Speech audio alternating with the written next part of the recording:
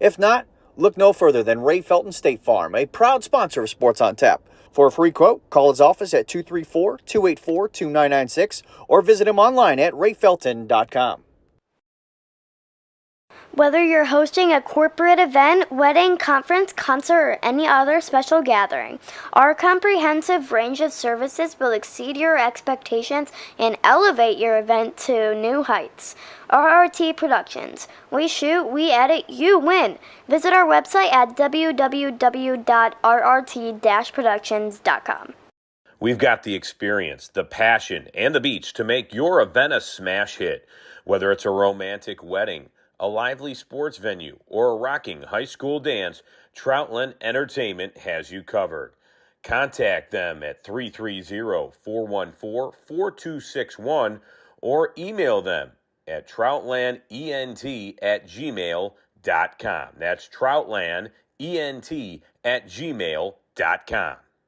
It's all about the deal at Brunswick Auto Mart. Save big this month with deals like this. Don't miss the Make This the Summer event and lease a new 2025 Ram 1500 Night Edition Crew Cab 4x4 with heated side mirrors, parking sensors, backup cam, Apple CarPlay, and lane departure warning for just $319 a month. Brunswick Auto Mart. Car buying made truly simple.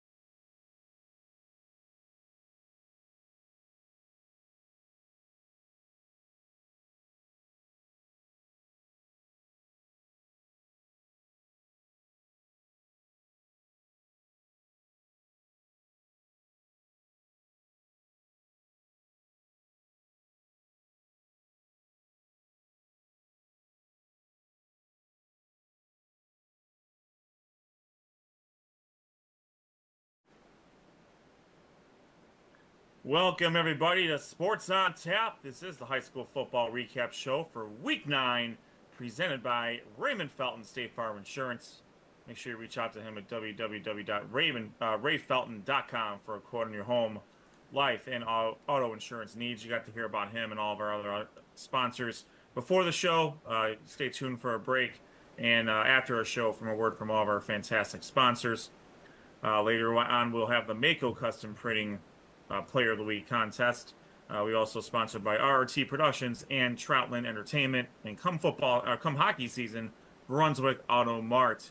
My name is Ed Dick, alongside Rob Troutman, Noah Jacobson, Josh Jeffy, Sean Duffy out on assignment tonight. You are watching this live on our YouTube channel. That's Sports on Tap. Make sure you like and subscribe and smash those notifications. You get that notification where you're about to go live on the air. Follow us on Twitter/X at SOT Podcast to get an update on all the games that we're out there covering live on Friday nights. And follow us on Facebook at Sports on Tap. We're on Threads at SOT_podcast. We're also on TikTok as well, and Spotify for those with audio who might be able to listen to us wherever you get your podcasts. And last and certainly not least, our website is sportsontappodcast.com. You're going to get all the updates about playoffs, where your favorite team is, where their standing is, their scores. It all lives on the website, sportsontappodcast.com. For comments, questions, concerns, pronunciations, send us a note at sportsontap@gmail.com. Oh boy, we are here now, gentlemen. We are officially at week 10, and a lot of our teams in the Southwestern Conference, Suburban League, Cleveland West Conference, and Greater Cleveland Conference, they've either locked up playoff spots that they're jockeying for position, or unfortunately, a few are going to be ending their seasons, and they know it. But there are a few teams that are fighting for their playoff lives right now, and we're going to go through all of that over the course of our recaps. A little bit later on at 8:25, we're going to be joined by Buckeyes Ryan Wilhelm and Brayden Sopko. Huge game against Rocky River. We'll go over that a little bit later. It was one of our featured games of the week, and we'll have our Mehco custom printing Player of the Week contest. We just talked about it right before we went on the air. It is super close, so we're looking forward to seeing how that's going to shake out here. So we have lots to get to, and we are going to start out as we normally do with El Presidente, the commish of our fantasy football league, EVP of social media content, and he will be handling the duties for Sean as well. He is all Suburban all the time. Josh Duffy's going to take it from here for a little bit. I'm going to jump in a little bit to give him a break, but other than that, it's going to be Josh for the first 15, Enjoy. The Josh Jeffy Show starts right now. Well, let me just do a quick note while Ed's getting our little scoreboard display up, PowerPoint. Being the commissioner of our fantasy football league, I pride myself on being a really good commissioner. So this year, my team is not so good, last place after this week. I'm letting everyone else have a successful year and get their spirits up. So you're welcome for that, boys. All right, so we're going to start with the Suburban League National. We had a little Thursday night natty action. This was actually one of our featured games of the week that you can see the highlights on our YouTube page. Twinsburg play host to North Royalton. Twinsburg got to start scoring on their opening drive when Dylan Fantone hit J.D. Okuma for a 39-yard touchdown. Twinsburg later increased their lead to 14-0 when Lucas Kinsland had a 4-yard touchdown run to make the score 14-0. That score would last through the half, and in the third quarter, Kinsland would score his second touchdown of the game, another short yardage touchdown to make the score 21-0. North Royalton was able to get on the board a little bit later in the third when Nolan Klingbeil hit Nin Piazza for a 21-yard touchdown reception. That made the score 21-7. At that point, you can kind of sense the momentum kind of leaning towards North Royalton's side a little bit, but it was Twinsburg's defense who was playing great. All night, they came up with a couple big stops in the fourth quarter, the first being a turnover on downs. They got a good fourth down stop. And then the second big, huge stop they got with a little over 2 minutes left in the game. Rob Herndon intercepted his second pass of the night, and that pretty much sealed the game up for the Tigers as they go on to a 21-7 victory over North Royalton. Twinsburg improves to 6-3. They are 3-3 in the conference. North Royalton drops to 4-5. They are 3-3 in the conference as well. A few stats from the game. For Twinsburg, Dylan Fantone threw for 274 yards, 1 touchdown, 1 interception. Lucas Kinsland had a great game on the ground, 93 yards rushing and 2 touchdowns. For North Royalton, Nolan Klingbeil, 133 yards passing, a touchdown, and that interception bug got him again. Three interceptions in this game. Give credit to the Twinsburg defense. They were pressuring him all night, forcing him out of the pocket to make bad throws, and they took advantage of it. Nin Piazza for North Royalton had 7 receptions on the night, 59 yards receiving, and Royalton's only score of the game. Now, the rest of the natty action took place on Friday. We're going to start off. Brecksville took on Solon, and this was a one-sided affair as Brecksville gets 3 touchdowns from Jacob Batarovich and a 50-yard punt return for a TD from Max Ritter, among other scores, as they go ahead and win 53-0 over the Comets. This is a big win for Brecksville as they maintain their playoff hopes. They are 5-4 now, 3-3 in the natty. Solon drops to 2-7. They are 1-5 in national play. Wadsworth continues on their winning way as usual, led by the same usual cast of characters, Gavin Madigan and Cooper Gray. Gavin Madigan had 132 yards rushing, 3 touchdowns, including a 61-yarder. Cooper Gray had 179 yards, 3 touchdowns, including a 65-yarder. Bryson Hall was an efficient 10 of 14 for 174 yards and a touchdown. They went on to a 50-20 victory over the Stowe Monroe Falls Bulldogs. In this game for Stowe, Jake Harrington kind of did everything for the Bulldogs as he passing finished 11 of 17 for 109 yards and a touchdown. He also had 29 rushing yards and a touchdown. Out of the 146 total yards by the Stowe offense, 74 of them came from Caden Boyd. He had a 74-yard touchdown run. But Wadsworth does improve with their 50-20 victory to 9-0 on the season. They are undefeated in conference play. Stowe drops to 2-7. They are still in search of their first conference win of the year. They sit at 0-6 in the conference. The best game of the week in Week 9 in the Natty was Hudson and Nordonia. We're going to fast forward to the fourth quarter of this game. 53 seconds left. Quarterback Stephen Faycolt found Dominic Jackson for a 43-yard touchdown pass to put Nordonia up 28-21. On the very next play from scrimmage, Hudson quarterback Hayden Lipinski hit Louis Castellarin, and he took it to the house from 71 yards to tie the game at 28 at the end of regulation.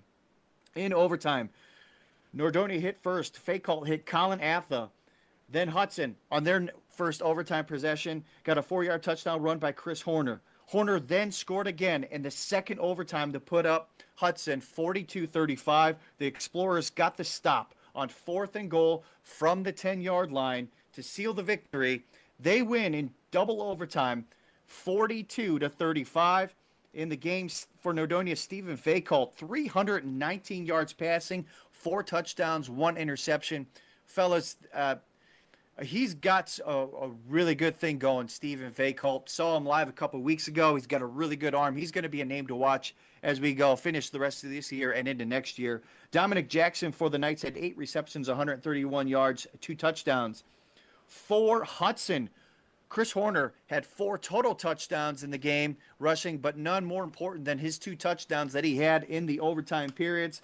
Louis Castellarin had 92 yards receiving and 1 touchdown for the Explorers on the receiving end. Hudson improves to 7-2. They are 5-1 in the conference. Nordonia drops to 6-3, and they are 3-3 in the conference. Some great games. We'll look at the playoff picture thus far. Division I, Region 1, Solon sits at number 14. They technically control their own destiny.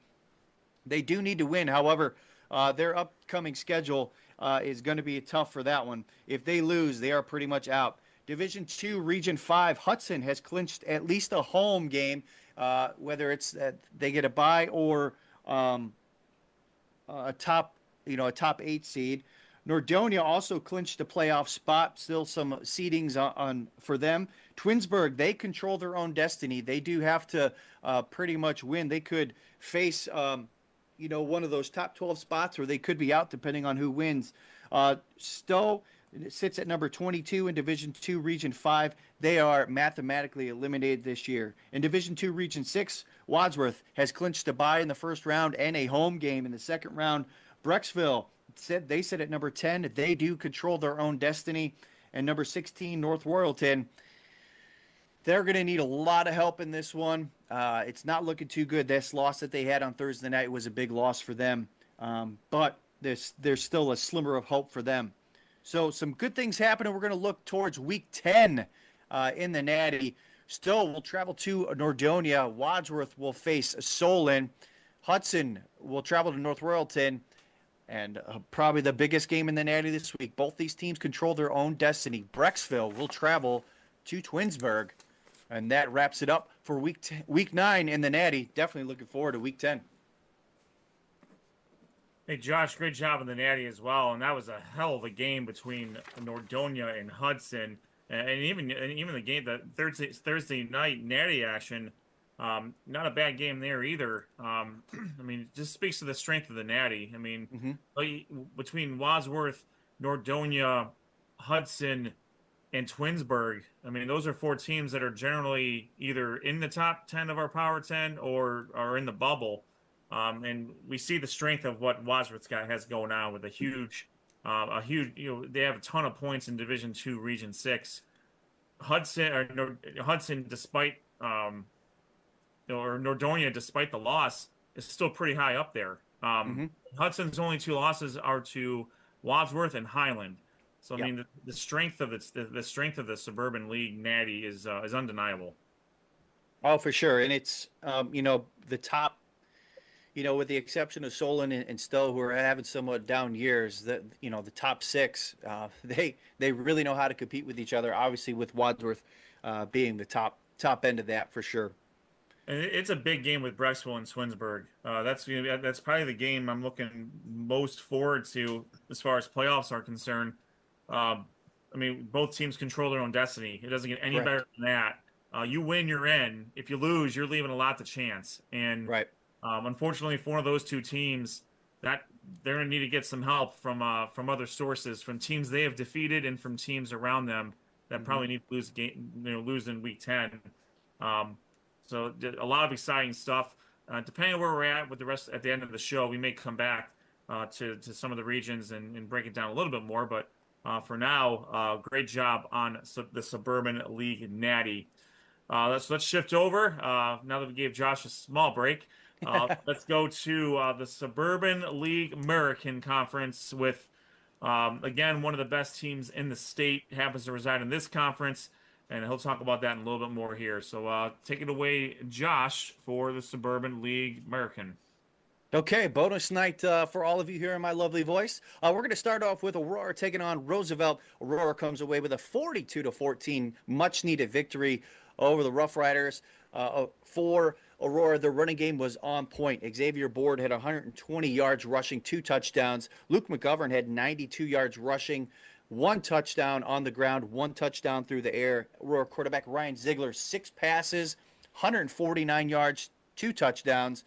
For Roosevelt, they had some really good performance from Jaden Portis. He scored both their touchdowns in this game. One was a 90-yard kickoff return, and the other one was a 73-yard touchdown reception from Gavin Peeps. With the loss, Roosevelt falls to 4-5, 2-4 overall in the Suburban League American Division. They sit right now in Division III, Region 9 as number 19, and they're mathematically eliminated from playoff contention. Again, these rankings and these seedings that we are getting are from the one and only JoeIdle.com, the number one source for many of us here in the state of Ohio for points and playoff seedings and positioning. Aurora with this win, again, much needed win, 5-4 overall, 4-2 in Suburban League American Division play. They are number 15, but according to Joe Idle, they are out because of the Maple Heights and Gilmore game. Those two teams play each other this week. So, both those teams play each other this week. So it's pretty much one of those two teams will get the final spot in the region. Next game on the docket in the American, Copley, 42-12 over Barberton. They get a dominating win. Copley Bryce Martin had another big performance, 12 carries, 150 yards, 3 touchdowns. Well-deserved former Mehco Player of the Week winner. Copley's Jaden Owens also had a 55-yard pick 6 in the game and a 2-yard rushing touchdown. Anderson Madden for Copley also scored a rushing touchdown in the win for Barberton. Jalen Allen Hosey and Trent DeWitt each scored a touchdown for the Magics. Barberton is 1-8 overall, 1-5 in conference play. They have been mathematically eliminated from playoff contention. Copley is still in it, 6-3 overall, 5-1 in the American. They are currently 5th in Division III, Region 10. They have clinched the playoff spot and will look to secure a bye with a win in Week 10. Moving along. Talmadge, 42-7 victory over Cuyahoga Falls. Talmadge 3-game losing streak comes to an end with this win. With this win over Cuyahoga Falls. Talmadge running back Scott Cueva had 2 rushing touchdowns in this game. And Talmadge quarterback Braxton Dente had 3 touchdown passes as well. Chad Rusky, Harry Jividen, and Robbie Reed each with the touchdown receptions from Dente. For Cuyahoga Falls, their running back Jaden Weir scored the lone Black Tigers touchdown, a 1-yard run. Cuyahoga Falls drops to 1-8. They are still searching for their first conference win of the year. They are mathematically eliminated from playoffs. Talmadge is 3-6 overall, 2-4 in the American Division. They are also eliminated from conference play. Ed mentioned it beforehand. One of the most dominating teams in our area, Highland, continues that 49-7 victory over what many thought was their only competition in the American, Revere. They secured their second straight Suburban League American Division title with this victory. Highland running back Casey Miser. Typical performance from him. 12 carries, 101 yards, 2 touchdowns. He did set a Medina County record for rushing touchdowns. Highland quarterback and former guest on our show, Grady Gibb, had 2 touchdown passes, both to wide receiver Evan Faust. Highland's Danny Miller had a 2-yard fumble recovery for a touchdown in this game. They also had a 60-yard punt return for a touchdown. Highland's Dylan Laser had a 2-yard touchdown run as well. So as you can see, Highland getting it done in all facets of the game. What do we call that? Complementary football, and they do it one of the best here in our region.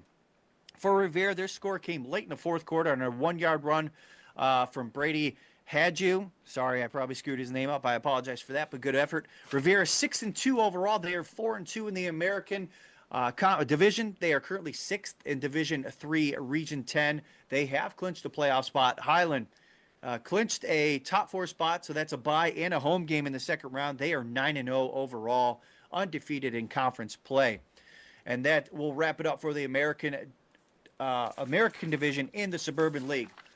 Sean and I got together. We kind of voted, talked about this and that for a Mehco Custom Printing Player of the Week nominee. We went with Hudson running back Christopher Horner. He had 4 rushing touchdowns in the game, 89 yards total, but his 2 touchdowns came most importantly in overtime that helped secure the win for the Explorers. Now looking on to Week 10 in the American. Aurora will travel to Barberton. Cuyahoga Falls will take on Highland. Copley, Revere, Talmadge, and Kent Roosevelt. Looks like Copley and Revere will be a very good game. And I think we might have some future news on that a little bit later. But, Ed, very exciting.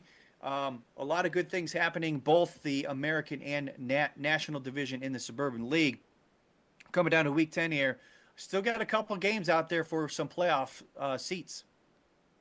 Yeah, absolutely. I mean, Highland's done exactly what we kind of expected them to do. I mean, it was on paper, records wise, it seemed like it would be a potentially good game with Revere.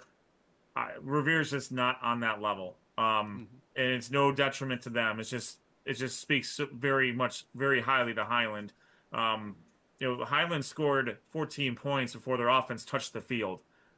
So if you're a team like Revere, that's the last thing you need to have is giving up touchdowns on special teams. And when you're on offense, that's hard enough. You can't put yourself in that big of a hole when you're playing a team as good as Highland is.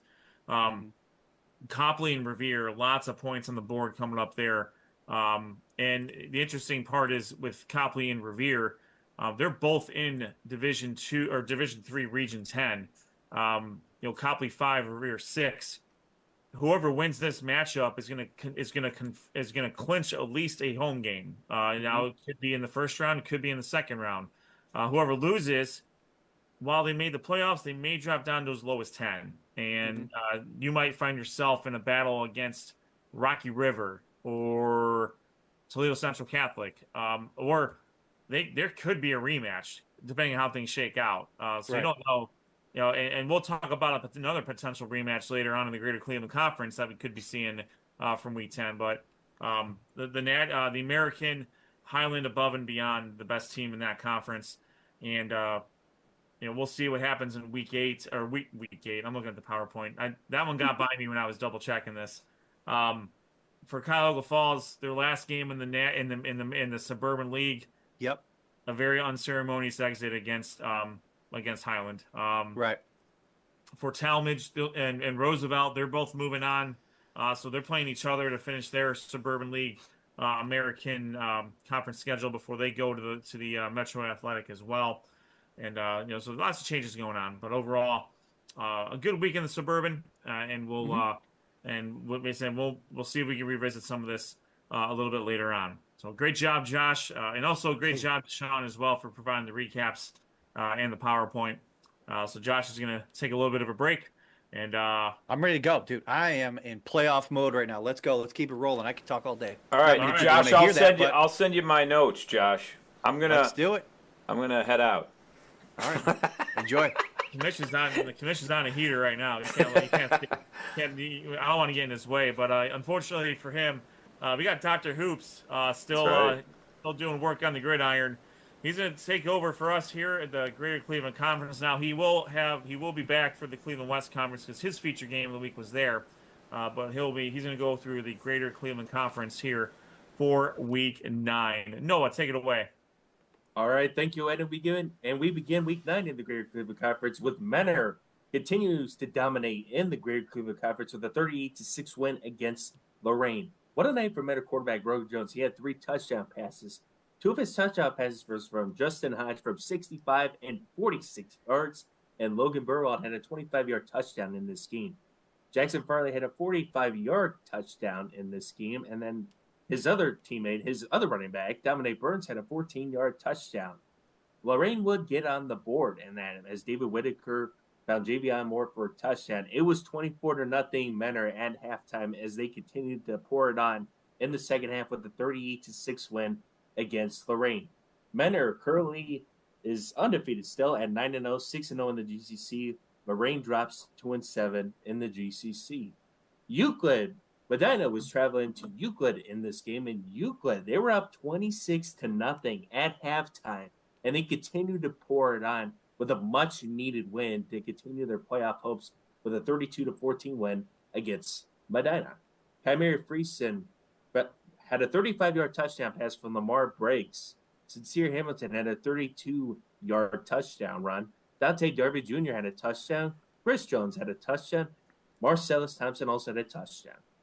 Medina quarterback Vega Bogan had a 27-yard touchdown pass to Brian Witcher, and he also had a rushing touchdown in this game as Euclid improves to 4-5 with a 32-14 win against Medina. Medina drops to 2-7 on the year.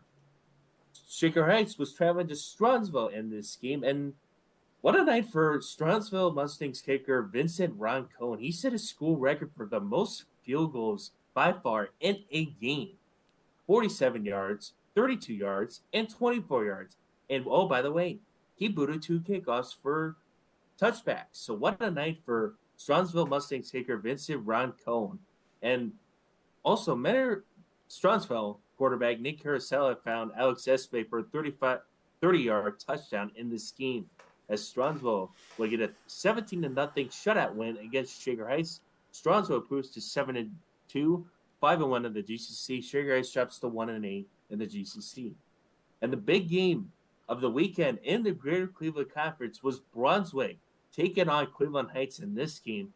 And this looked like Brunswick's game by far, as they led 21-6 in this game with 6:51 in the third quarter, as Brunswick's Drew Dempsey had a 21-yard interception return for a touchdown, and Brunswick's Eli Nichols had 17 carries for 110 yards and 2 touchdowns.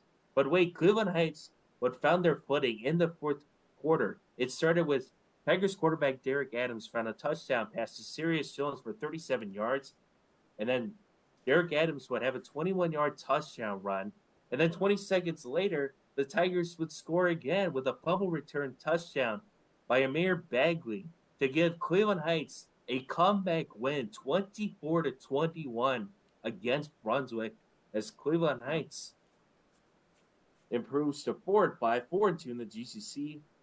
Brunswick drops to 5-4 and 4-2 in the GCC. We take a look at the playoff positions in the GCC. Menor is currently number 3. They have clinched the bye in Division 1, Region 1. Lorraine is currently number 17 in Division 1, Region 1. Medina is tied for 14th with Solon in Division 1, Region 1. Brunswick clinched the playoff spot and the number 10 seed in Division 1, Region 1. Cleveland Heights is up ahead of them at number 9 in Division 1, Region 1. They've also clinched a playoff spot.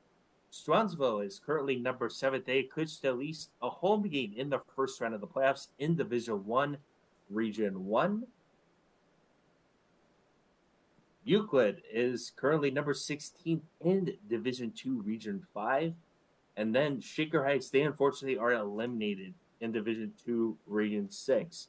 The GCC Week 9 Player of the Week is none other than Cleveland Heights Tigers running back Elijah Harris, who had 26 carries for 159 yards in a comeback win against Brunswick, 24-21. As we take a look at Week 10 schedule in the Greater Cleveland Conference, Cleveland Heights versus Shaker Heights. That's the battle of Cedar and Lee Road. Euclid will be taking on Menor. This is a win-and-in game between Lorraine and Medina, so whoever wins is in, whoever loses is out. So that's a big game between both of these teams. And then by far the best rivalry, I feel like, in Northeast Ohio, it doesn't get any better than this. The Battle of Buster Road, Strongsville versus Brunswick. That is my Week 9 recap and Week 10 schedule in the Greater Cleveland Conference. A lot of Battle of the Roads, Rob, but no Battle of Bagley Road there. No Bagley this week. Oh man, that was a blunder right there.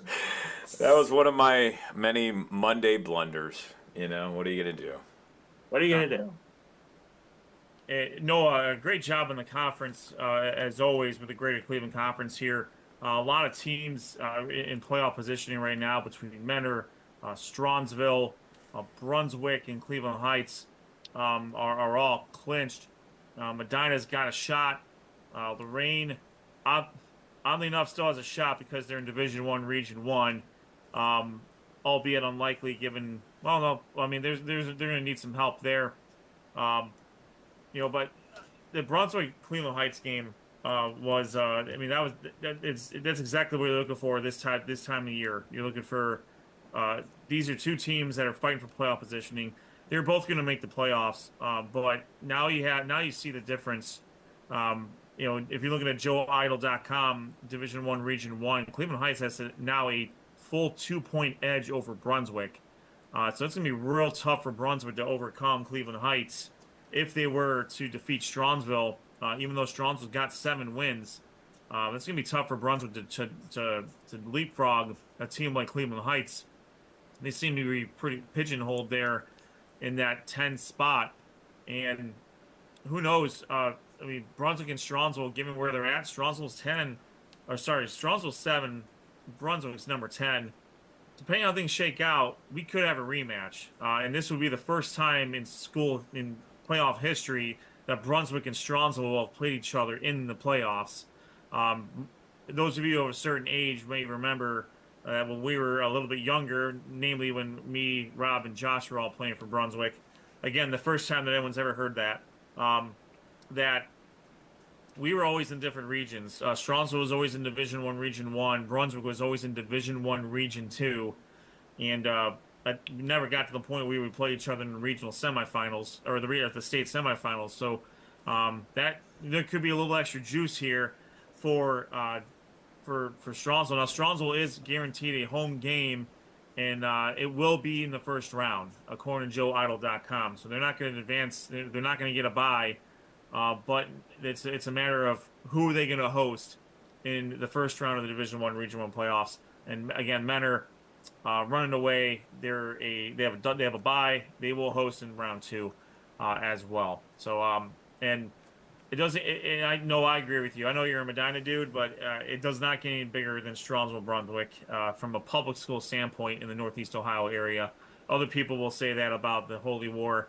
For Brunswick, Strongsville, these are kids that live in Brunswick and live in Strongsville. They're not pulling from every county that's close to here to create a rivalry. This is just a born rivalry right down Boston Road. Yeah, definitely. And it's going to be very interesting to see how Brunswick is going to come out. Like I mentioned, they were up 21-6 against Cleveland Heights and had a chance to go in and win 5 in a row. Unfortunately, they came up short. And it's going to be very interesting to see how Coach Carter responds in that, because he's going to go up against a team that is really talented in Strongsville and a 7-2 team.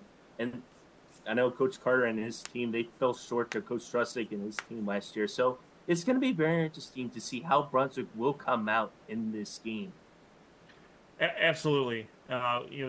Since they've shifted to a more rushing-centric attack, they've found a lot of success. But you're going to be going up against Storm Miller in a really, really good Strongsville front 7. And, obviously coached by Coach Trusnick from formerly of the Browns and by way of Ohio Northern. And we've seen the difference that he has made since he became part of the head of the program. And, Strongsville, they're a tough team. I would be remiss if we didn't give enough credit. We can't give enough credit to Coach Jones in Cleveland Heights. They've run off 4 out of their last 5. Their only losses are to Strongsville and Mentor in the conference. And even with that, they gave Strongsville all they could handle. And they've lost a very close game to Chardon. One of those games go the other way, and we're talking about Cleveland Heights in that top 5, maybe top 4 area, with all the points they would have gotten there. So they've figured out something really good in Cleveland Heights, and they got a pretty winnable game against Shaker Heights coming up here. So a really, really good job by Coach Jones in Cleveland Heights. All right, let's shift over to the Southwestern Conference. I'm sorry, I kept that on the entire time. I apologize. But no one wants to see my face at all anyway. So let's shift over to the Southwestern Conference. Rob Troutman has this covered here. All right, thanks, Ed. And Week 9 in the SWC, we'll first start with Avon Lake. They traveled to Avon, big rivalry. But in this game, Avon was too much at 43-12, your final score. Avon improves to 8-1, 6-0 in conferences. Avon Lake falls to 3-6, 3-3. Avon Lake dropped to number 20 in Division II Region 6, is Avon at number 2 there. But again, Avon Lake actually in this game did score first with Michael Summerfield. He had a 17-yard pass from sophomore quarterback Dawson Tenbrink. They had the lead in this game. Both teams, they did trade scores to start the game. Avon did lead at one point, 14-9 after 1 quarter of play. And then Avon, they would score again. Running back Michael Comran and quarterback Blake Elder, the SWC Player of the Week, hooked up with wide receiver Grant Barr from 24 yards out. For Avon Lake, and this kid we had on the show, he's a wide receiver, kicker, punter. Aiden Stewart, he kicked a 47-yard field goal and a 31-yarder in the game to keep Avon Lake close. This was in the third quarter, and it was 21-12, thanks to 2 field goals from Aiden Stewart. But then Blake Elder, he had 3 more touchdown passes, 2 to wide receiver Finn Jordonic, 1 to wide receiver Caden Bennett. And the Eagles in this game would outscore the Shoremen in the second half 22-3, as Avon had 449 yards of total offense in the game. And that was led by quarterback Blake Elder, 346 yards and 5 touchdowns. It was wide receiver Grant Barr, 4 catches, 129 yards and 2 touchdowns. And running back Michael Colber for Avon, 71 yards and a touchdown. For Avon Lake, it was quarterback Dawson Tenbrick. He had 234 yards and 1 touchdown, did have 2 interceptions. And wide receiver Aiden Stewart, 8 catches, 92 yards on the day. All right, moving in this SWC, Amherst taking on North Ridgeville. And this was a great game, really back and forth in the end of this game, because Amherst got down 21-0 in this game. They lose 42-28 as North Ridgeville now 8-1, 5-1 in conference. They're number 4 in Division II Region 6. Amherst loses at they're 4-5, 2-4 with the loss. They're number 15 there. But in this game, North Ridgeville got out to a 21-0 lead before Amherst got back into this game. North Ridgeville's quarterback Cole Miller, he had a hand in all 3 of those scores. One was a pass to wide receiver Dylan DeShazo. The Comets, though, they would get on the board in the second quarter as quarterback Cy Christensen, he would have a hand in both scores, first with his legs, then a 42-yard pass to wide receiver Cale Charles. At half, it was 21-14 the Rangers led. But then the Comets, they wouldn't give up in this game. They'd actually tie the game at 28 with a pass from Christensen to wide receiver David Dudziak. North Ridgeville, though, they would get back-to-back scores, and they were able to hold off Amherst in this game, 42-28 for the Rangers. Quarterback Cole Miller, again, at the center of this offense, 161 yards passing, 2 touchdowns. He rushed for another 128 and 3 touchdowns. Running back Matthew Flesher, 128 yards, 1 touchdown. Wide receiver Dylan DeShazo, 56 yards and a touchdown. And for Amherst, quarterback Cy Christensen, 165 yards passing, 2 touchdowns, 107 yards rushing, 1 touchdown. And wide receiver David Dudziak, 5 catches, 84 yards and a touchdown. All right, Berea Mid-Park traveling to Elyria. And big plays in this game helped the Titans get out to a big lead, and they really never looked back, winning 44-15 in this game. Brayden Park, they're in Division I, Region 1. They're number 8 right there with a 5-4 record, 3-3 in the SWC. Elyria at number 18 in Division II, Region 6. They fall to 0-9, 0-6. But it was running back Arpan Tarming. So he would score the Titans' first score 7-0 early on, and then it was quarterback Dylan Papashek. He had 4 touchdown passes before half in this game. 2 to wide receiver Tyson Clay, 1 to Andre Alexander, another to wide receiver Nick Reese. Elyria, they would get on the board in the second quarter with a rushing touchdown, but Berea Mid-Park led 31-7 and ran away with this one again, 44-15. Now, my game of the week, and we'll show some highlights here. Let me get this up real quick. I went to Midview here as Midview hosted Olmsted Falls, and Olmsted Falls, they got out to a hot start and didn't look back. 42-7 winners here. They're number 5 in D2 Region 6 with a 6-3 record, 4-2 in conference. Midview fell to 4-5, 1-5 in conference, and they're at number 15 in Division 3 Region 10. But Olmsted Falls did exactly what Coach DeLuca said they wanted to do. Get out to a quick start. Their defense forced 3 turnovers in the game, and Owen Singleton, he would score twice in the first quarter. The big play came in the second quarter, which Coach DeLuca, he thought it was a turning point in this game. Talking to him after the game, which you could go on our YouTube page and watch the full interview and highlights from this game. But Midview quarterback Shea Williams, he tried to make a really tough throw across the field, and it was Logan Connolly. He stepped in front. He went 80 yards for a touchdown. It was 21-0. Olmsted Falls was up 35-0 at half, and I was surprised because both these teams I thought matched up pretty well, but Olmsted Falls is really hitting their stride right now. Midview, though, they would get on the board in the third quarter, a 62-yard touchdown run by running back Marcus McMahon, but that would be it for Midview as Olmsted Falls put some of their reserves in, and quarterback Owen Porter, he went from 32 yards as the Bulldogs would score right there, and impressive, really, from start to finish for Olmsted Falls. Again, they went 42-7. It was Owen Radigan. He led the Bulldogs with 113 yards and a touchdown. Running back Owen Singleton, 68 yards and 2 touchdowns, 1 receiving touchdown. Quarterback Cam Pesh, 2 of 3, 25 yards and a touchdown. And for Midview, it was running back Marcus McMahon, 109 yards, 1 touchdown. Quarterback Shea Williams, 85 yards and 2 interceptions on the day. My SWC Mehco Player of the Week is Avon quarterback Blake Elder. He led the Avon Eagles offense again with a 43-12 win over their rival Avon Lake, and was 14 of 15 passing in the game, threw for 346 and 5 touchdowns, and just an impressive game by Avon at this point. And Elder, Blake Elder, the quarterback there, he continues to make big plays and get everyone involved, and Avon's hitting a good point too, getting ready for the playoffs. Now let's look at Week 9 in the SWC. Some really good matchups when you look at the Southwestern Conference for Week 9, and you have some playoff points on the line. Some are already in.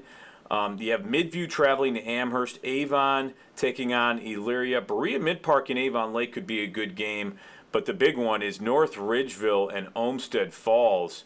That's going to be a really good game, both at 4-5 in Division II Region 6. North Ridgeville only 1 loss, and that coming to Avon. But it's going to be a really good game. And these two teams, when they face off, you never know what can happen. But I know both teams are probably looking forward to this one and have this one circled this week. So it's going to be a great game in the Southwestern Conference. And that's Week 10 in the Southwestern Conference.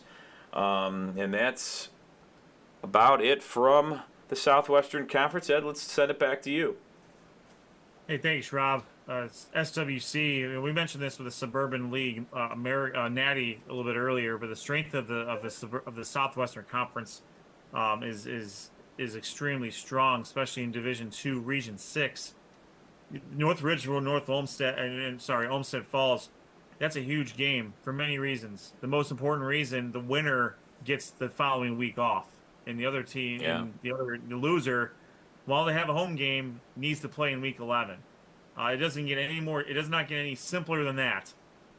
With a win, North Ridgeville can jump up to as high as 3, but they'll definitely they'll clinch a top 4 seed, a bye, and a second round home game. The loser will be anywhere between 5 and 6. Again, a home game in week 11, but you could end up facing a team like a team that you may not want to play. Toledo St. Francis de Sales, Oregon Clay, some teams we're not really familiar with because they're not in our coverage area. But those are the types of teams you might want to try to avoid in the first round if you can help it. Avon, obviously, the top of the class again. If I'm not mistaken, Rob, that's 10 straight SWC championships for Avon. Yeah, I think you're right there. You were right. They've been on a roll in the SWC. Everybody fighting for after Avon, and they just continue to dominate. I mean, they've had some challenges. I mean, Berea Mid-Park gave them a challenge, for the first half and into the third quarter, as did Avon Lake. I mean, give Avon Lake credit. They fought really hard, but again, Avon just too deep and has too much talent at different positions to withstand some of those challenges. In the Midview and the Midview and Amherst game is a big one too. Amherst does have an outside shot at still making the playoffs in Division II, Region 6. Same with Midview. Midview can get up to as high as 10, but they're going to need some help from some of the teams above them. The Holy Name, a team we're very familiar with, they would need Holy Name to lose, for example. And there's some other teams above them as well. So, again, like these are some games where they don't control their own destiny. They need to win though, and then see what happens. And then that's really all you can do. The winner is going to end up 5-5, 500 season where average, not a whole lot. I mean, it's a decent season. And it could be a springboard for what you want for your following season there. But a lot of good stuff out of the Southwestern Conference, and again, we'll see if we can revisit some of this a little bit later. All right, with that, let's shift over to the Cleveland West Conference. I'm going to have a little bit of help here with Noah Jacobson. I'm going to start first with 2 non-feature games. We have Bay versus Lakewood, and this one was all Bay. The Rockets were led by junior quarterback Patrick Cleary. He completed 11 of 21 passing for 173 yards and 4 touchdowns. Senior Charlie Rogers caught 5 passes for 58 yards and 2 touchdowns. He also had 39 yards on the ground off of 5 carries. Senior running back Evan Talby, he led the Rockets' rushing attack with 9 carries for 92 yards. Junior wide receiver Brody Beggs, he had 3 catches for 78 yards and a touchdown.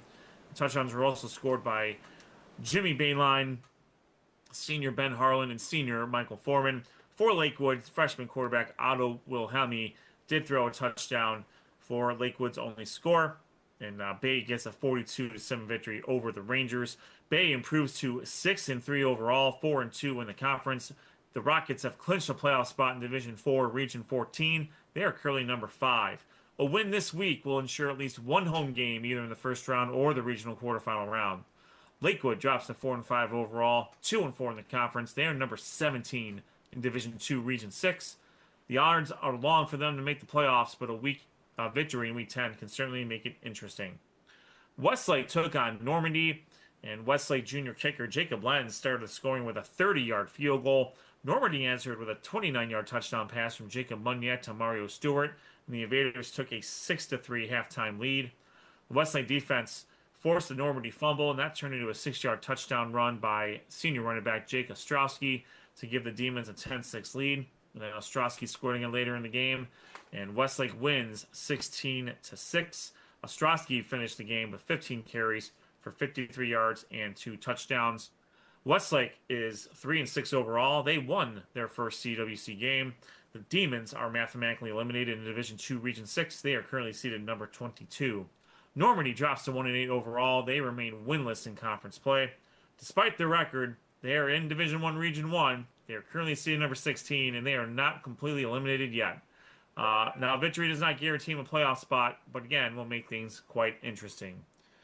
All right, Noah, we had 2 featured games of the week for the CWC. I'll go over the last one that Sean was at, but for this one, this was a great game, and Noah was at this one at Byers Field. A big battle between North Olmsted and Valley Forge, who upset Bay a little bit earlier, and they were looking to strengthen their grip on a playoff spot in Division II, Region 6. But let's see what happened here, Noah. All right, thank you, Ed. And what a beautiful night it was at Friday night at historic Byers Field, a partner between these two Cleveland West Conference teams. Valley Forge started to get some things going on their opening drive as they got right down to the 20-yard line of North Olmsted, but they couldn't convert on a 4th down. But on the second play of the game for North Olmsted, Will McPherson threw an interception to Archie Fola, which set up running back for the Valley Forge Patriots, Evan Tappy, for a touchdown in this game, which would lead them 7-0. Fortunately, North Olmsted would get a drive going after that INT when Jack Burr scored a touchdown to tie the game at 7 apiece. And that Valley Forge Patriots kicker, Noah Stack, had a 24-yard field goal to make it 10-7 going into halftime. And then in the third quarter, it was kind of a scoreless game as both defenses were kind of in the middle of a battle as trying to get some drives going. And the fourth quarter was kind of a little bit the same way, and that for both of these teams in the fourth quarter with 2 minutes left to go in the game. And North Olmsted had the ball. It was 4th and goal with North Olmsted trying to have a chance to take the lead. Valley Forge was trying to finish it off with a victory. On 4th and goal, Will McPherson found Luca LaRue for a game-leading touchdown with 47 seconds left to go in the game. And then Valley Forge's quarterback, Sean Frank, would throw an interception to Lawrence Stanley to seal the game for North Olmsted with a 13-10 win against Valley Forge. North Olmsted improves to 3-6, 3-3. Unfortunately, they are eliminated from the playoffs in Division II, Region 6. Valley Forge jumps to 4-5, 3-3 in the conference. They are currently sitting number 9 in Division II, Region 6. I want to shout out Coach Brediger for North Olmsted for sending me some of his player stats from Friday night's game. I also got a chance to interview him, Lawrence Stanley, and quarterback Will McPherson after the game. You can check that out on the YouTube page as well from SOT. North Olmsted quarterback Will McPherson was 11 of 20 for 86 yards and a touchdown. He also did have 25 rushing yards in this game. Running back Amir Silmy, who was our player of the week a couple weeks ago, he had 23 carries for 105 yards. Also want to shout out Valley Forge's running back Damon Watts. He was kind enough to send me some of his stats and the rest of the team stats from Friday night's game. He had 21 carries for 90 yards, and then running back Evan Tappy had 9 carries for 73 yards and a touchdown. What a game this was, guys. Right down to the right where the same spot it felt like where Jess's game was in week 1, it felt like. But what a game this was between these two Cleveland West Conference teams, and I'm excited to hear the Buckeye Rocky River game as much as this one.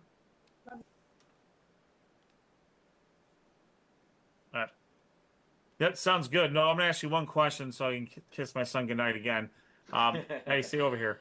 What did North Olmsted? Well, how was North Olmsted able to slow down Damon Watts and that potent offense from Valley Forge?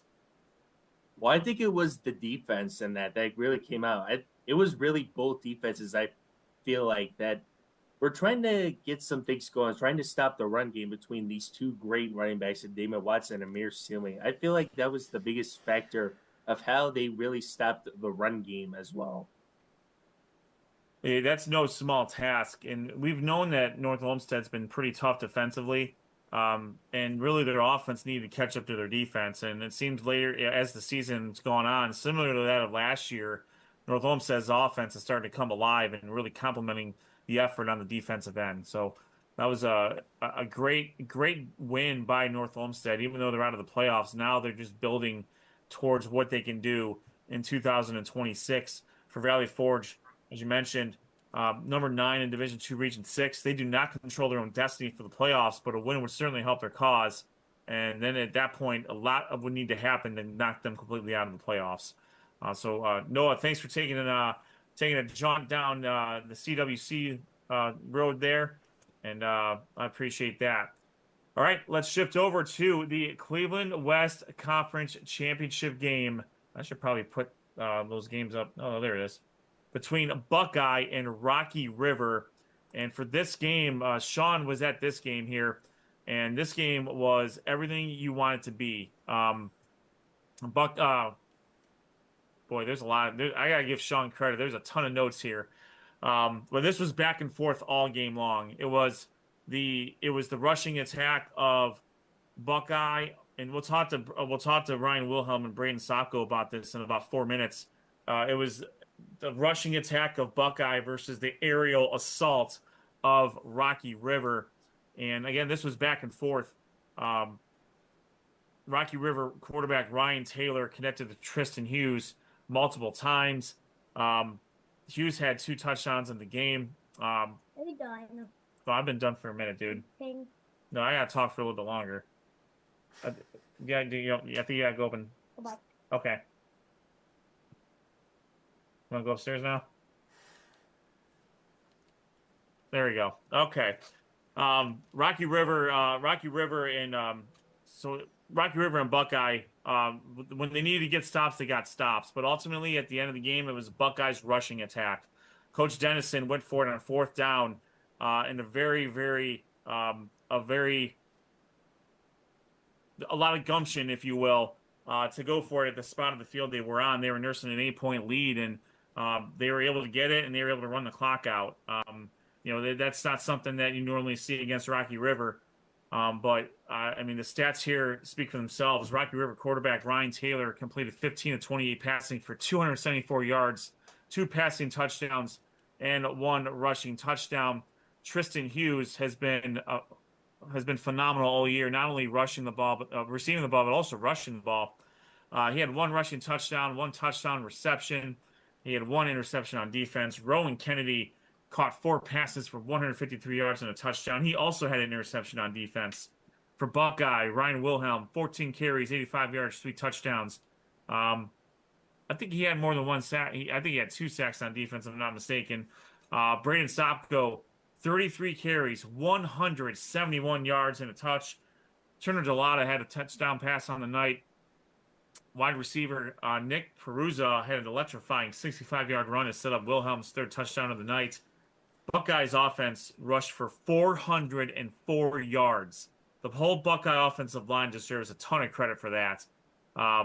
And it's not very often to see a team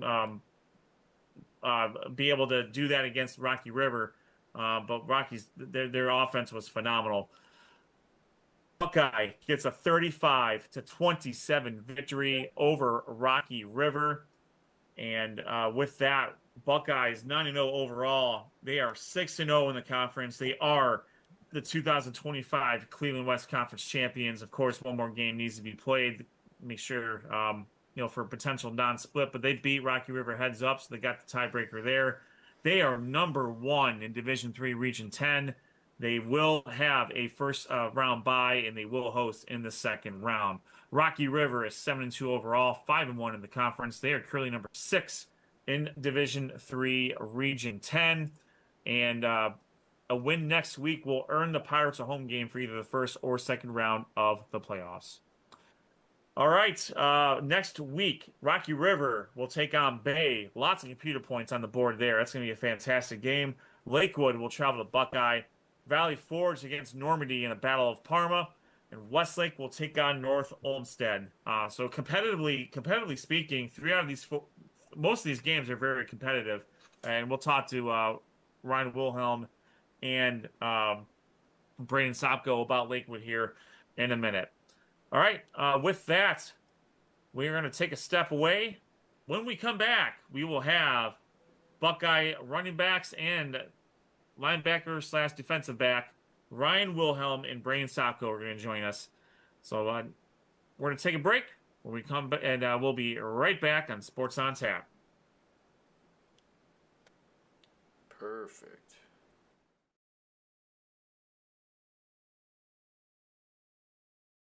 Sports on Tap's high school football coverage is on every Monday night at 7:30 p.m. Watch live on YouTube and make sure to subscribe. Sports on Tap's high school football coverage is presented by Raymond Felton State Farm. Have you compared insurance rates lately? Are you satisfied with your current insurance provider? If not, look no further than Ray Felton State Farm, a proud sponsor of Sports on Tap. For a free quote, call his office at 234-284-2996 or visit him online at rayfelton.com. Whether you're hosting a corporate event, wedding, conference, concert, or any other special gathering, our comprehensive range of services will exceed your expectations and elevate your event to new heights. RRT Productions. We shoot, we edit, you win. Visit our website at www.rrt-productions.com. We've got the experience, the passion, and the beach to make your event a smash hit. Whether it's a romantic wedding, a lively sports venue, or a rocking high school dance, Troutland Entertainment has you covered. Contact them at 330-414-4261 or email them at troutlandent@gmail.com. That's troutlandent@gmail.com. It's all about the deal at Brunswick Auto Mart. Save big this month with deals like this. Don't miss the Make This the Summer event and lease a new 2025 Ram 1500 Night Edition Crew Cab 4x4 with heated side mirrors, parking sensors, backup cam, Apple CarPlay, and lane departure warning for just $319 a month. Brunswick Auto Mart. Car buying made truly simple.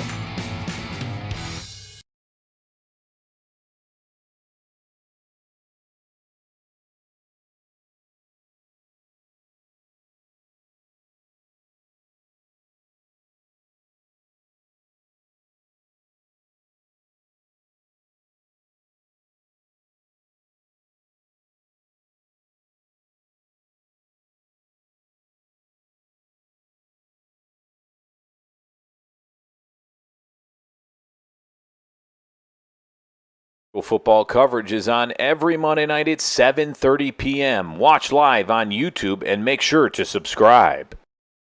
Sports on Tap's high school football coverage is presented by Raymond Felton State Farm. Have you compared insurance rates lately? Are you satisfied with your current insurance provider? If not, look no further than Ray Felton State Farm, a proud sponsor of Sports on Tap. For a free quote, call his office at 234-2... On Tap, this is a high school football recap show for Week 9, presented by Raymond Felton State Farm Insurance. Get to hear about him and all of our fantastic sponsors. Make sure you stick around after the show to get another word from our sponsors. Tonight, we still have the Mehco Custom Printing Player of the Week contest. I did not mention who was the nominee for the Cleveland West Conference because I was waiting for this moment. We are joined tonight by Buckeye running backs, and they also play defense. We are joined by junior Brayden Sopko and the CWC Player of the Week nominee for the Mehco Custom Printing Player of the Week contest, senior running back linebacker Ryan Wilhelm. Gentlemen, thanks for taking the time to join us tonight. Thanks for having us. Thank you. Guys, an absolute battle against Rocky River. What a fantastic game, exactly what you want in a de facto championship game. So, Brian, you're the senior, so we'll start with you.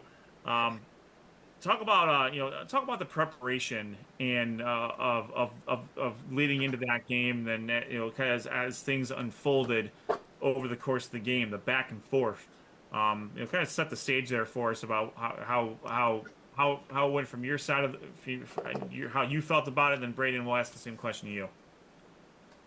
Yeah, I mean, leading up all week, we put some new coverages in, and we put some new adjustments because we knew they went out to some empty formations. They were pass heavy, so we changed some coverages up. But all year, Coach Dennison was emphasizing on toughness. Whatever team is the toughest at the end of the day is going to win the game. And our toughness showed in the fourth quarter, and it showed we won the game. It was nice. Yeah, Brayden, same question. Yeah, so basically just like what he said, all week we were practicing hard, making sure we got everything down. Changing up our coverage was hard, but obviously we got it down after, like in the game. You saw they didn't do much. But yeah, but all week we practice hard. Dennison was saying that it's going to be a hard game, and we had to show them out and prove to them that we're good, better than them. Brayden and Ryan, thank you guys so much for taking the time for joining us Saturday night, and congratulations on a big win against Rocky River to claim your CWC championship. Ryan, I'll start with you, and then Brayden, I'll ask you the same question as well. What a night for you guys. I mean, you guys ran the ball 404 rushing yards in this game to get that win. I mean, you guys' offensive line basically got the game ball this week from Cleveland.com, and you guys got 3 seniors, and you even got some 2 sophomores that have really made a huge impact in that game. Talk about how the offensive line really made a huge impact, not only in this game, but throughout the whole season as well for you guys, leading up to this last regular season game coming up for you guys. Yeah, I mean, I love the offensive line, all 5 of them.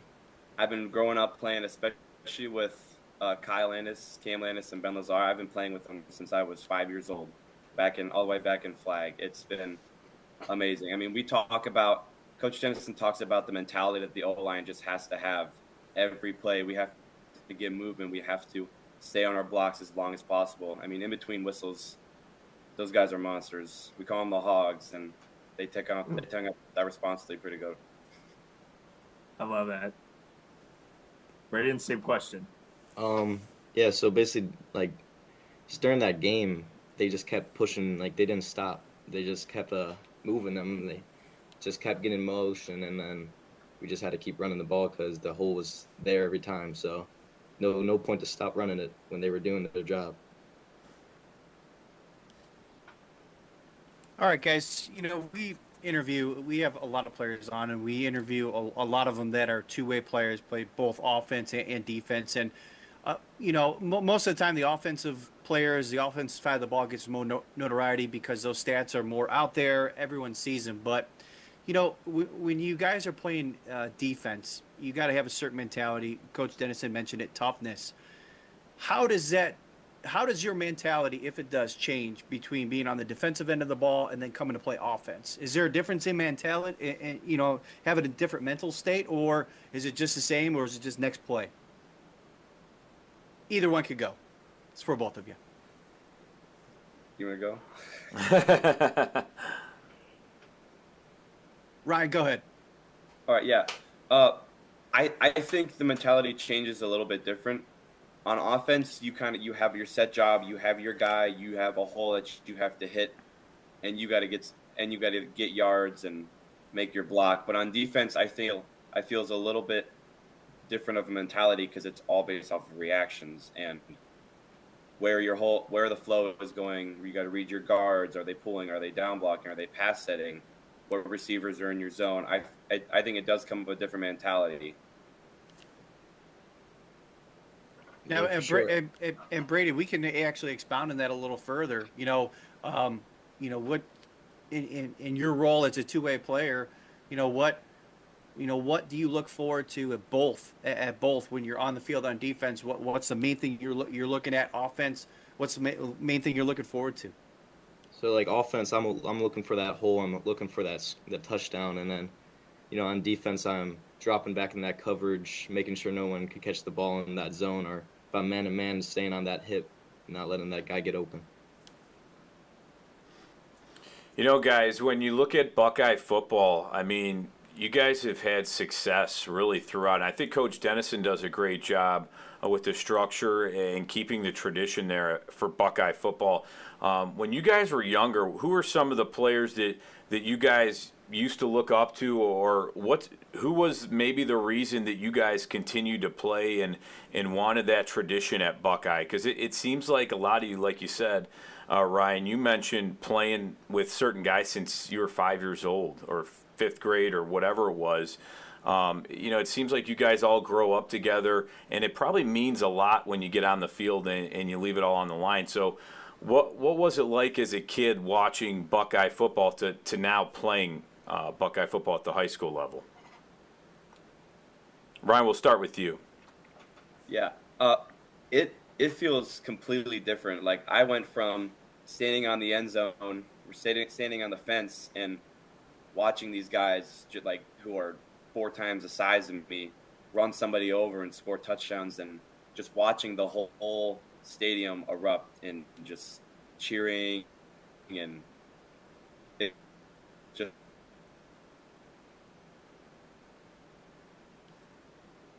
it was amazing. And I was thinking, like, I got all over, but it's here. It's fun. Absolutely.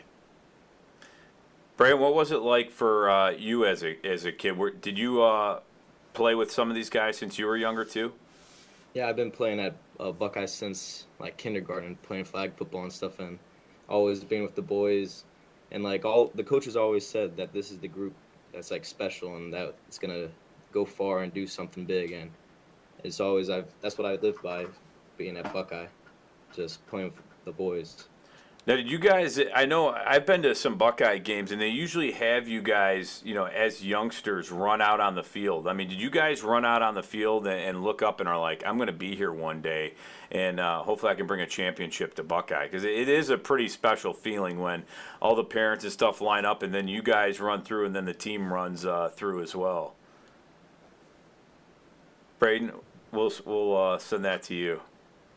Yeah, it's like when you were little and you're going on that field, it's crazy. It's like you look up to all those high schoolers and it's like hard to imagine that you're going to be that high schooler in a few years. And it's crazy. Like right now, you just got to take it all in and try to get back to the youth. Absolutely. Speaking of that, we're talking with Ryan Wilhelm and Brayden Sopko from Buckeye. What's your, now that you guys are in high school, you're starting on Friday nights. What is do you guys have any sort of involvement with the youth program at this level now? I know you guys you're obviously tied up with the season. Was Coach Dennison and the coaching staff try to get you guys down to talk to the youth groups or check out the youth program at all? Yeah, absolutely. My dad actually runs the youth organization for football. He's been involved with it since I was 5. I have little brothers who are they just finished their football season, and we have this volunteer program where we go right after practice, and you go help. You're like a student coach, and sometimes the kids, when you tell them to do something, they take it so much different than when a coach tells them to do it. And I come there almost every day, Tuesday, Wednesday, Thursday after practice, get involved with the kids. They all know my name, I don't know all their names. And they have their championship game this Saturday. Nice. Sweet. And Brayden, from your perspective too, the youth. When you're talking about the youth program and how good of a feeder system it is to the varsity group, I mean, how's it? Given where you're at now, do you have an opportunity to do the same thing that Ryan does? Obviously, Ryan's dad and brothers are involved. Is there something? Do you have some sort of involvement, or do you check them out as well? Yeah. Like before even our season starts, as a team, we all sit down and Coach Dennison talks about it. Ryan's dad comes to us and gives us like papers about it, so we all know what times to come and stuff. In a community like Buckeye, which is a smaller community, but you guys are extremely tight knit, and not to say you're in the middle of nowhere, but there's a lot of land out there, if you will, especially compared to most of the opponents that you have. So I have to imagine there's a lot of pride in the community that you have. And especially when you're going up against some of these bigger teams from the city, for lack of a better term. Yeah, like Buckeye's it's like a small enough school that everybody knows everybody, and that's how we get so like our team like knowledge is really close because we all known each other since we were young. That's awesome, and you guys I think you guys also have the benefit. If I'm not mistaken, I don't believe many. Correct me if I'm wrong, but I don't think you guys get poached by the parochial schools too often either. So I think, the biggest thing that a public school can do is keep their kids. And with Coach Dennison, being at the helm for, I think, 9 years now, if I'm not mistaken. It's just been, keeping that tradition going. It's really special to be able to play for your city, for your school. And so we're the three of us are from Brunswick. We all played in Brunswick, and we felt the same. We felt the same way when we were there. So I can imagine what it is for you guys at Buckeye, doing the same thing. Yeah, it's absolutely amazing. Everyone in the community knows each other. There's so much family in this community, and it's just very connecting. Very cool. So this week you got a game against Lakewood, wrapping up the regular season before you get a well-earned bye week.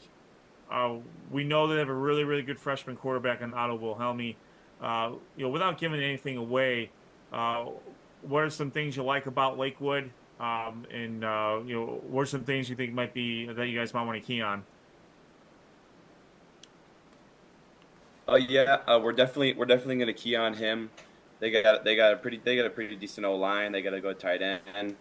I'm looking forward to them running the ball. I'm a linebacker. I like stopping the run. It's what I like to do. And I mean, we're just going to treat them like any other opponent. Go out there and take control.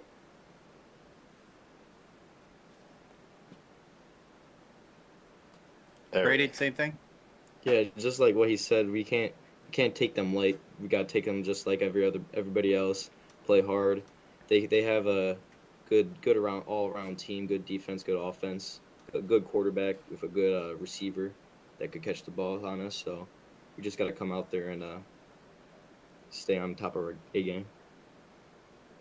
Nice. I have a random question, just thinking about it. The four of us, when we go out and cover games, we like to go to Buckeye because it's kind of that old school. You guys play on the one of the few fields out there that are natural grass, and at least in our coverage area.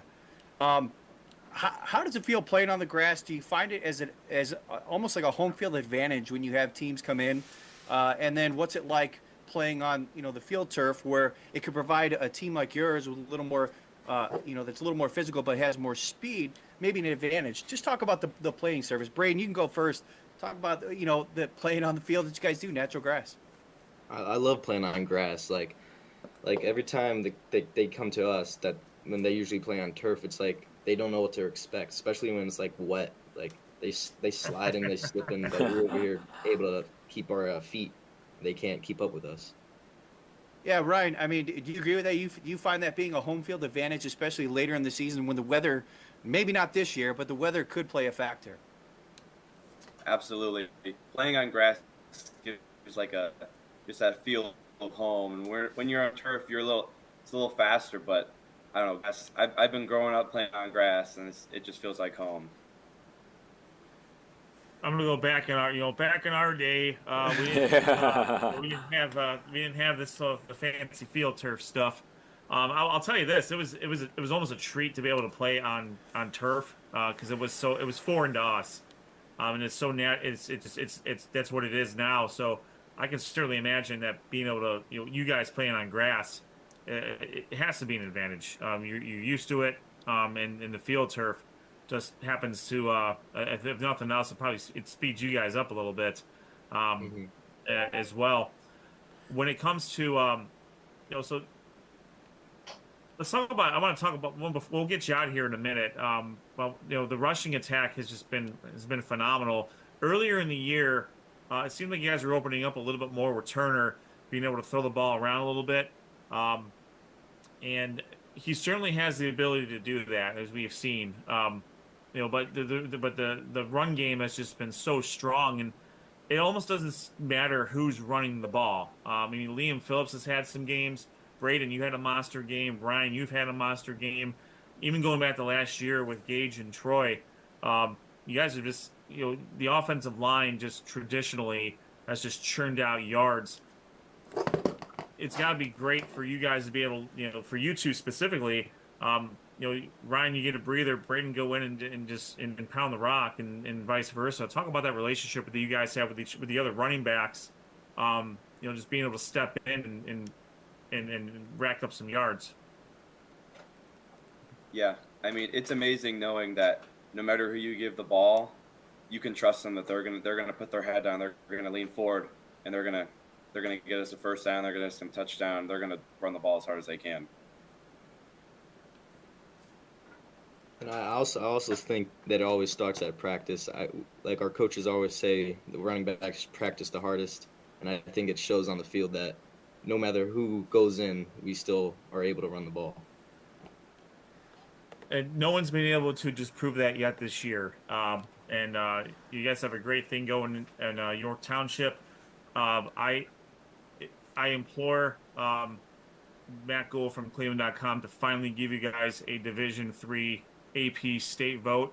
I've been waiting for it all year, and I think he was at your game. So now that he saw you guys and wrote some articles about you, he should give you guys a vote now, finally. I'm calling him out, honestly. Oh, man, shots fired. What happens there. Listen, they're number 7 in the state, Dude, and the guy who votes here in Cleveland doesn't give him a vote. Are you kidding me? No, that has to stop. Buckeye's always at the give him top. A vote. Let's go. I know you guys don't care about that thing. It's just fodder for us. Regardless, Ryan, Brayden, you guys have had fantastic seasons so far, and as far as we're concerned, we hope it goes as far as it possibly can. All due respect to Lakewood coming up this week. So thank you for taking the time to join us tonight, and good luck not only this week but also in the playoffs. Thank you. Thanks for having us. Thank you for having us. Thanks, guys. Good luck. Thanks, guys. Love that. Have a great Love night. that old Buckeye logo right there, though. That's classic right there. Old school. Look at that, man. Loving it. That is Ryan Wilhelm and Brayden Sopko from the two-time Cleveland West champion Buckeye Bucks. They are currently the number 1 seed in Division III Region 10.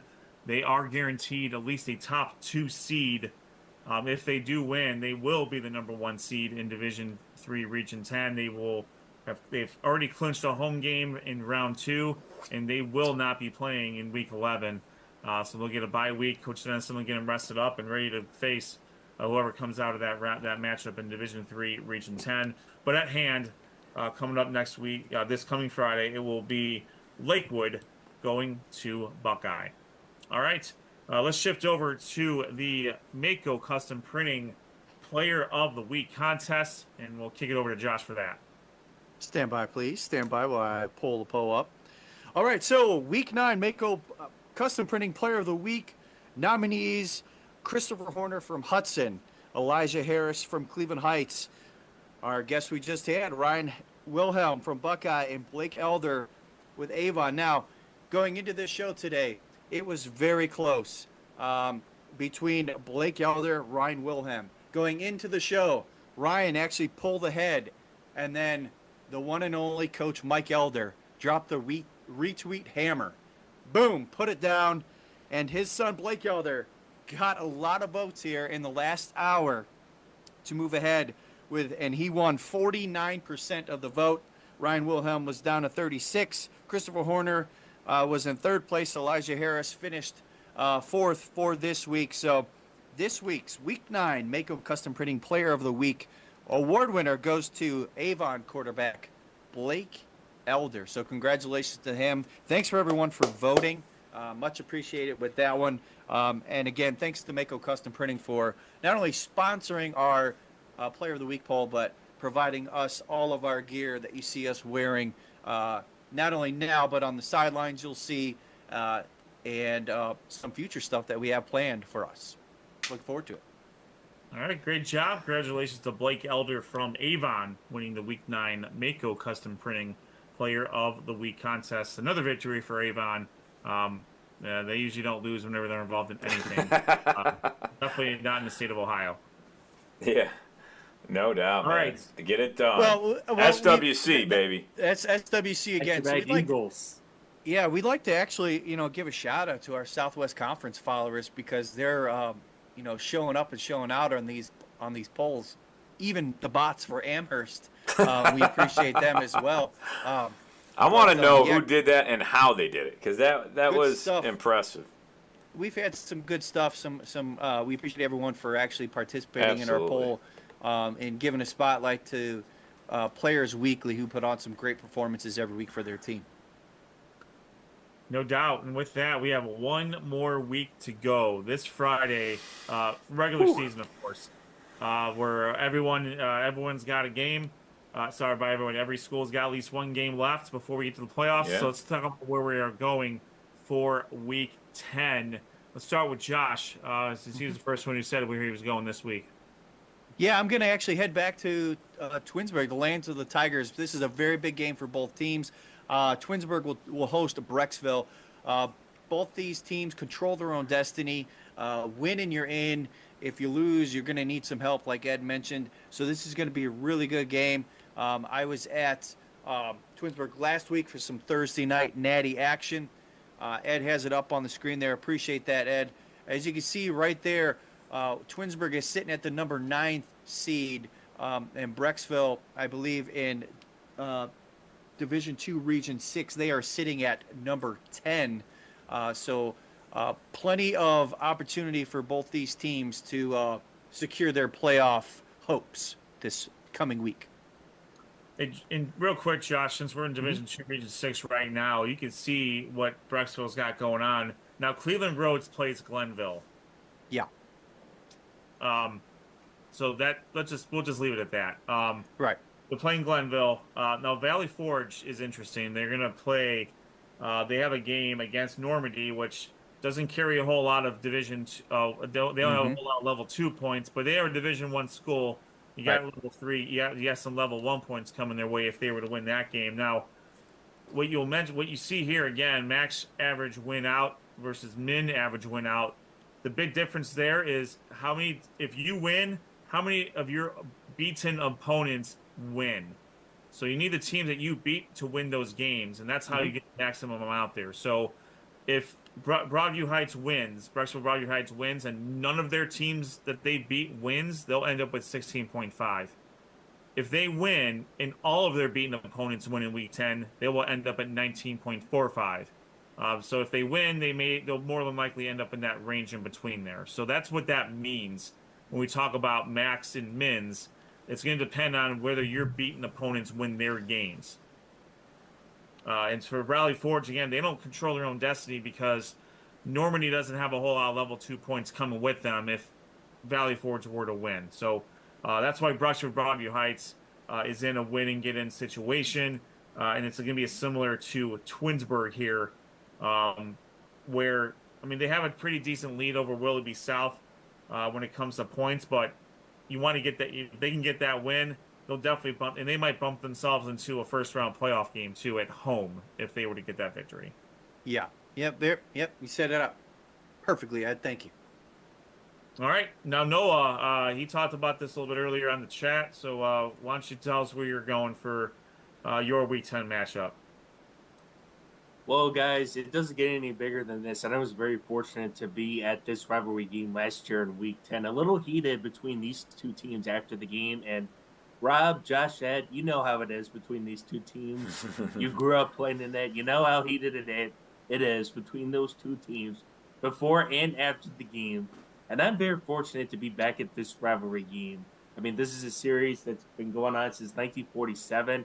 Strongsville currently leads the series 31-30 in that. So I'm excited to be back at Brunswick Automart Stadium for the Battle of Boston Road between the 7-2 Strongsville Mustangs against the 5-4 Brunswick Blue Devils. It doesn't get any bigger than this between these two teams that do not like each other, but both of these teams, they do clinch the playoff spot in this game, and that. So it'll be very interesting to see how Brunswick is going to come out after blowing that big 21-8 lead against Cleveland Heights. They'll be taking on a very good Strongsville Mustangs team that has just been dominating every opponent at 7-2 this season. So I'm very fortunate to be back at this rivalry game. Might be a little heated at the start of the game, so we'll see how it goes. But like I mentioned, I'm very blessed to be back at this game again. And what a close game this was. Make sure you followed us on SOT Podcast on our on our Instagram and X page. You get to see all the highlights and updates throughout the course of this game at Brunswick. The team that wins this game, this will be the first victory that they will have won over a team with a winning record at the time that they played them. So this will be, there's a lot of points here. And as we mentioned before, I didn't have it up on the screen, but Brunswick, with a win over Stronsville, will leapfrog Cleveland Heights, because Cleveland Heights is playing a 1-8 Shaker Heights team. There's not a whole lot of level 2 points coming Cleveland Heights' way if they defeat Shaker Heights. And that's why in Brunswick at the they could jump Berea Mid-Park if Berea Mid-Park loses in week 9 if Brunswick wins. Now, Stronsville, we talked about this earlier, they're locked into a 5 or anywhere between 5 and 8 is where they're going to land up. So they're going to have a first-round home game next week at Packatan Stadium, right off of Pearl Road there. Beneath Brunswick, you have John Marshall, St. Ignatius, Canton Glen Oak, even Medina. So they got some teams there. Now, you might be wondering, why is St. Ignatius even in contention? They have one win. Their one win is over Painesville Riverside, which is 6-3. And you look at the schedule that St. Ignatius has, quite honestly, there's not a whole lot of public schools that can play this schedule and get more than one win that St. Ignatius has. So St. Ignatius is a very deceptive 1-8. And if they get into the playoffs, as we've always mentioned with them, they are a very dangerous team. I don't want to make this a St. Ignatius hour by any stretch of the imagination, but we have to acknowledge what this is. For Medina, they have a game against Lorraine. They could stand to get some help from Stowe and Shaker, but they played two very tough opponents that more than likely won't happen. But they would need to get some help from Glen Oak, Ignatius, and John Marshall will have to lose. John Marshall plays John F. Kennedy in the Senate League. John F. Kennedy, not the best of teams. So John Marshall, they don't control their own destiny because of lack of level 2 points coming their way with a win, but a lot needs to happen for them to drop out. All right, I think those are the two games I know we discussed ahead of time beforehand. Where else are we going for this week, if anywhere? I know Sean Duffy's I know going Sean somewhere. said he's doing a game, so Yes. what the heck? I'll announce it for him. Have at So it's your idea. Well, guys, I texted Sean earlier in the week and asked if he was doing a game, and I thought it would be nice for him to travel out to Revere for, I think, the biggest game in the American division by far. It's I don't know if I said it way better than Sean, but No, you did. But good effort.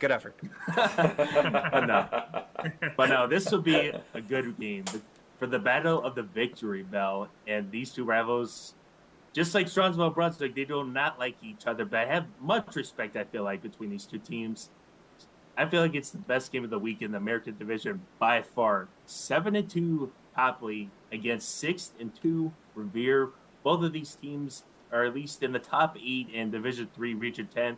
I think by far, if one of these teams were to win, they would possibly get at least a home game and a bye in that. So this is not only just a big game between these two rivals, this is a big game for a playoff scene for both of these teams in that. So Sean, I'm hoping you are looking forward to seeing this American division matchup out in Revere. This should be a very exciting matchup in the Suburban League and that. Yeah, this will be a great game. We talked about this a little bit earlier during the American recap. Look where they're at in Division 3, Region 10 right now. Copley is slightly ahead of Revere by the slimmest of margins. And the winner of this game is going to guarantee themselves a first-round playoff, at least one home game. And depending on who wins and what happens above them, they could clinch a top 4 seed in Division 3, Region 10, and get that first-round bye as well. So right beneath them is Rocky River, and now Rocky River has a game against Bay, and Bay is right now is 6-3. So there's a lot of level 2 points potentially on the way for Rocky River if they were to defeat Bay Village. Behind them, though, is the monster that is Toledo Central Catholic, and we love Buckeye and all of our coverage teams here. But at the end of the day, if Toledo Central Catholic gets in, it's their region until someone knocks them out. they were an extremely tough team. Their 4 losses are pretty deceptive. They lost to two 8-0 teams, a 7-1 Walsh Jesuit team, and a team out of Michigan I've not heard of, but I'm sure they're really, really good. Similar to St. Ignatius, they play an extremely tough schedule, so they just need to get in, kind of like LeBron was with the Cavs in the late 2015 and 18. Just get me into the playoffs, and I'll figure it out from there. That's where Central Catholic's at. Midview, we mentioned this earlier. They are struggling a little bit here, hanging out at 15. They need to win and then get some help from some of the opponents above them. They could also stand to get some victories from Westlake, North Olmsted, and Elyria Catholic. If they can get some wins from those 3 teams, that will certainly help their cause. Although I think North Olmsted plays Westlake, so they'll at least get 1 win out of that. And Elyria Catholic has a battle against CVCA, who is extremely good. So that'll be a tough one there. So a lot of points on the board. For second place in the Suburban League, American, and also a potential home game. They're going to get a home game, possibly a first-round bye. And I think, Rob, are you at a game this week? No, I'm not at a game this week. Okay, Not so this week. there we have it. So we have Twinsburg and Brecksville going to Twinsburg, Stromsville visiting Brunswick, and Copley traveling to Revere. Big playoff stakes in all of these games. Again, the most compelling game probably is it will probably be Brecksville and Twinsburg, because you win, you're in. There's no ifs, ands, or buts about it. The other 2 games, those teams are in. It's all about playoff positioning, all about rivalry. It's just going to be an exciting Week 10. All right, that's going to do it for us tonight. We want to thank Brayden, Sopko, and Ryan Wilhelm from the 2-time defending now CWC champions, the Buckeye Bucks. We want to thank Mehco Custom Printing for sponsoring our Player of the Week contest. We want to congratulate Blake Elder on winning the contest this week. And back-to-back Avon players. Back-to-back. That's right. Again, Avon doesn't lose very often in anything that has to do with football. They normally don't lose. Power 10's coming out here soon. We'll have that out probably in the morning. Again, not a whole lot of change in the top 5, mostly because all those teams keep winning, and it's tough to move one above the other, at least for the top 5. And the top 5 are all of the either conference champions. Actually, they're all conference champions the way it's shook out this year. So no real spoiler alert there. It's all the movement between 6 and the bubble. That is the fun part for us to put together. All right, that's going to do it. Again, follow us on Twitter/X this Friday night for live updates of those 3 games. Check out our website, sportsontappodcast.com. You're going to get standings and schedules for Week 10. And then once the playoff matchups come out, we'll be all over that as well. For Rob Troutman, Noah Jacobson, Josh Jeffy, and Sean Duffy, my name is Ed Dick. This has been the High School Football Recap Show for Week 9, presented by Raymond Felton State Farm Insurance. Stay tuned for a word from our sponsors, and we'll see you on the other side. See ya. Victory Monday.